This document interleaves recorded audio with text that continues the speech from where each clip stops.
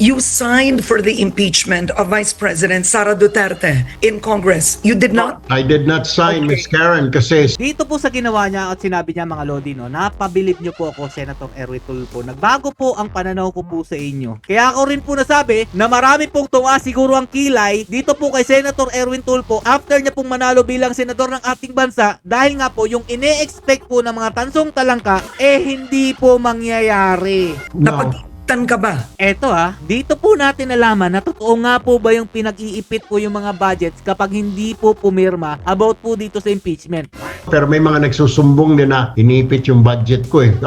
Then say, Totoo nga po yung kapag hindi ka pumirma, wala daw pong budget na mapupunta sa'yo. Inipit di umano ang kanyang budget. Sino bang iipit niyan? Ang House Speaker. Sila lang naman daw po yung may hawak ng mga budget, sabi po ni VP Sara Duterte. teka muna, kami naman. Daldal kayo ng daldal, away kayo ng away. Duterte versus Marcos, sabi niya, paano kami?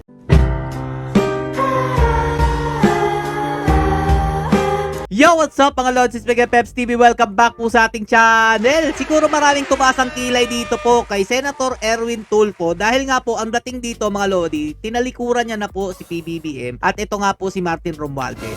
Bakit ko po nasabihan mga Lodi? Dahil mga Lods, after po niyang manalo bilang senador ng ating bansa, yung nag-e-expect po sila na magiging kaisa po siya para po dito sa impeachment ni VP Sara Duterte, yun po mga Lodi. Hindi po pala mangyayari yun.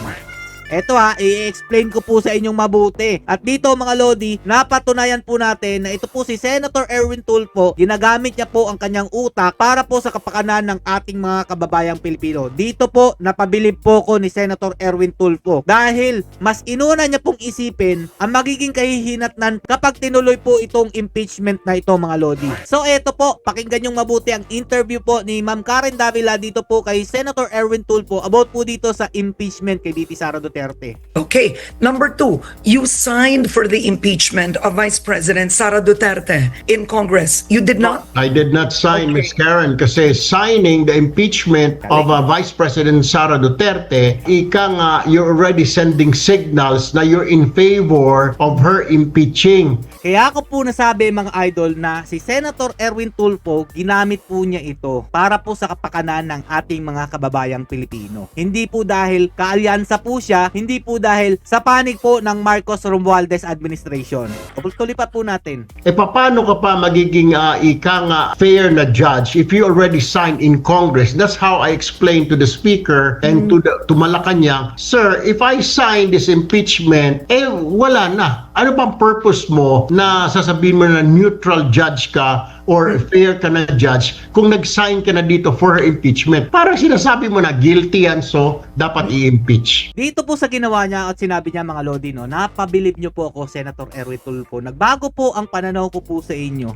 Palakpakan po natin si Senator Erwin Tulfo dahil dito mga Lodi. Dahil nga po, hindi po siya pumabor o hindi po siya nakisa sa pagpirma po about sa impeachment kay VP Sara Duterte. Tama rin naman po mga Lodi, no? Dahil nga po kung sakali man pong manalo siya at nanalo nga po siya bilang senador ng ating bansa, ano pa po ba ang magiging say niya? Magiging bias po ang dating kung sakali man pong pumirma siya dyan. Kumbaga, pumirma na po siya sa Congress at nanalo po siyang senador, ibig sabihin nun, pabor din po siya sa impeachment. Pero mga Lodi dito pa lang nasasabi ko na sa inyo na hindi po siya pumapabor sa impeachment po kay VP Sara Duterte. Kaya ako rin po nasabi na marami pong tuwa siguro ang kilay dito po kay Senator Erwin Tulfo after niya pong manalo bilang senador ng ating bansa dahil nga po yung ine-expect po ng mga tansong talangka hindi po mangyayari.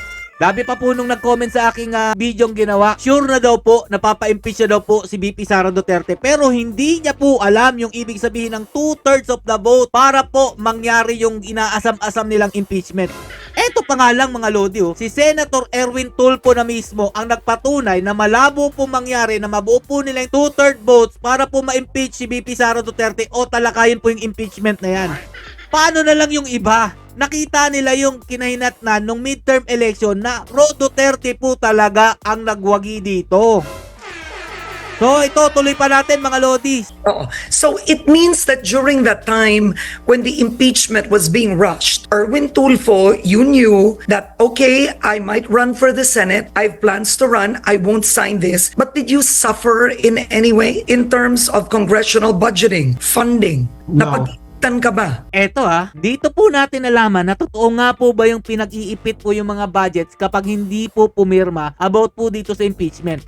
No, I did not experience that because I explained it to them, Ms. Karen. May mga naririnig-rinig ako, pero may mga nagsasabi ding mga kasama ko sa Congress na walang ganon, pero may mga nagsusumbong din na inipit yung budget ko Then si Congressman Toby Chanco already said that. Ibig sabihin mga Lodi, totoo nga po yung kapag hindi ka pumirma, wala daw pong budget na mapupunta sa'yo. Dahil ito rin po si Toby Chanco mga Lodi na hindi pumirma about po sa impeachment kay VP Sara Duterte, inipit di umano ang kanyang budget. Sino bang iipit niyan? Ang House Speaker, si Martin Romualdez at saka yung ko. Sila lang naman daw po yung may hawak na mga budget, sabi po ni VP Sara Duterte. Tuloy pa natin mga idol. Pero ako, wala naman ako na-experience. Kasi I explained correctly. I will be sending wrong signals na kung nag-sign ako sa impeachment, Ms. Karen. Okay. Oh, grabe, ang talino nito mga Lodi. Napabilib po talaga ako dito kay Senator Erwin Tulfo. Bravo po talaga. Sabi ko naman po sa inyo mga idol, kapag kapuri-puri, purihin po natin. At dito nga mga idol, nakitaan po natin ng kagandahang loob. Ito po si Senator Erwin Tulfo na priority po talaga niya magtrabaho at unahin po ang ating mga kababayang Pilipino. Dahil hindi po siya pumabor dito po sa impeachment. Dahil unang-una mga idol, kapag nagkaroon ba ng impeachment, anong maitutulong nito sa ating mga kababayang Pilipino? Lalo pong mawawala ng focus kung ano man po ang dapat trabahuin ng ating gobyerno dahil magpo-focus po sila dito po sa impeachment. Malaking budget po ang igugugol dyan mga idol. Marami pong mga trabahong maapektuhan dyan dahil sa kanilang pinaplano o hinahain na impeachment laban po kay VP Sara Duterte. Tama na kasi ang impeachment na yan. Antayin nyo na lang na mag-2028. Bakit ba atat kayong mapa-impeach si VP Sara Duterte at hindi ito makatakbo sa 2028? Kung totoo talagang malakas, ito pong baluarte po ni Marcos Jr. At totoo po talaga yung sinasabi ni Gadon na Obob na marami daw pong botante ang mga loyalista at ang Ilocanja.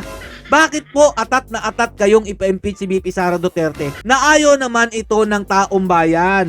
Anong tinapay? O dito, mas lalo po kayong bibilib dito. Ito yung sinasabi ko sa inyo na mas gusto unahin ni Senator Erwin Tulfo ang ating mga kababayang Pilipino kesa po dito sa impeachment. Kaya po, sa tingin ko, tutol po siya dito po sa gustong ihain o ilatag na impeachment trial kay VP Sara Duterte. Ito po, pakinggan nyo mabuti Now, very quickly before we go to the Senate, you're quite aware of the rift today and the blame game between Speaker Martin Romualdez and Toby Tiangco. Toby Tiangco spoke and said that, you know, impeaching the vice president before elections, he was against it. He was advising against it, that it would affect the midterm elections. And then you had the president sending former President Duterte to the ICC. He said that is the reason why the Alianza showing is low, and the first-timers, which are really the candidates of this administration, Ben-Hur Abalos, Abi Binay, didn't make it to the Magic 12. Do you agree with Toby Tiangco? Because you were there. He was your campaign manager.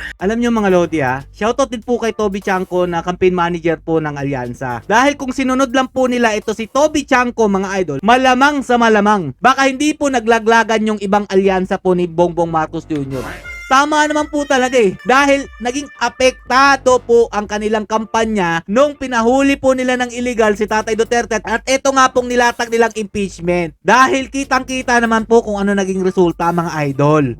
Who's to blame ba? Ano ba nangyari talaga? Maraming factors, Ms. Karen. Kasama na yan, yung impeachment, kasama na yun yung pagkahuli kay Pangulong Duterte. Pero nakakaligtaan nila, di ba, may unit team dati. Nag-join forces ang Tama Duterte to. and Marcos. That's the reason why President Marcos got the biggest vote in history, 30 million plus. Nanalo siya. Nung mag-split sila, nahati. 15 yata dito, 15 dun sa kabila. Tapos si Madam Lenny may 15 din. So nahati-hati sila. Tama to mga idol Kung pagbabasihan po natin yung 2016 election mga lods, tama po yung sinabi dito ni Senator Erwin Tulfo. Kung ilan lang po ang supporters ni Bongbong Marcos Jr. at saka yung kay Leni Robredo at sa mga Duterte. Nag-combine lang po talaga kay VP Sara Duterte, kay Bongbong Marcos Jr. nung nag-unit team. Kaya po malakas po talaga sila nung time ng 2022 election. Yun ang hindi mapasok sa utak ni Larry Gadon mga idol Sabi nila mas marami daw pong botante. Etong mga loyalista daw po.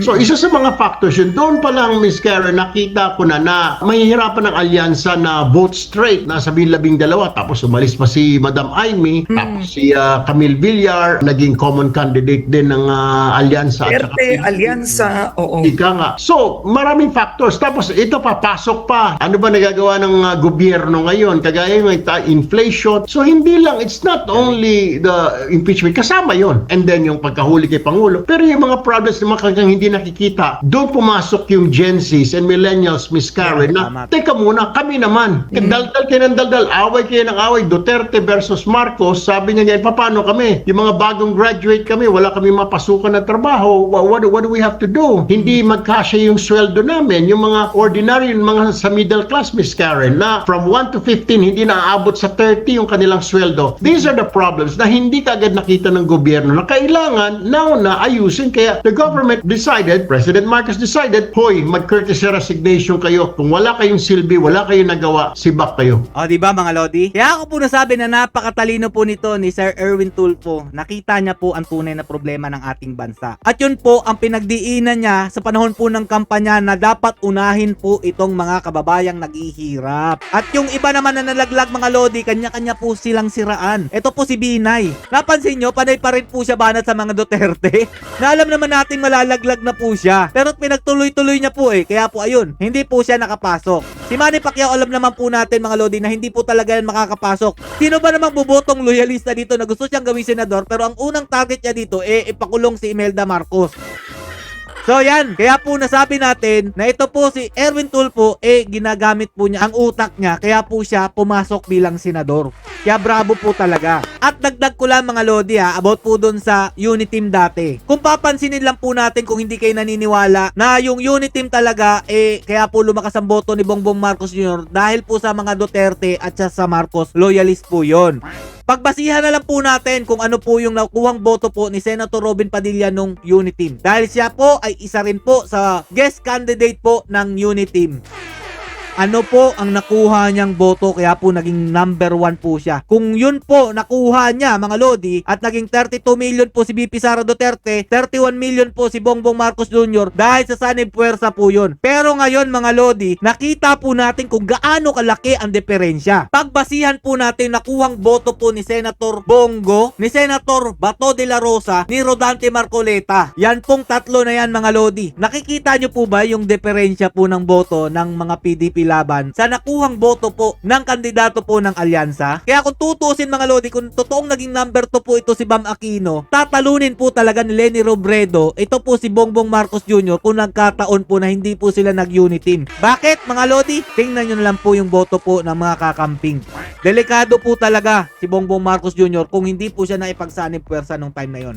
Kaya ulitin ko mga Lodi, yung impeachment na inilalatag po nila o ipatalakay dyan sa Senado, malabo na po yan mangyari. Base na rin po sa sinabi ni Senator Erwin Tulfo na mas uunahin po niya ang mga needs po ng ating mga kababayang naghihirap.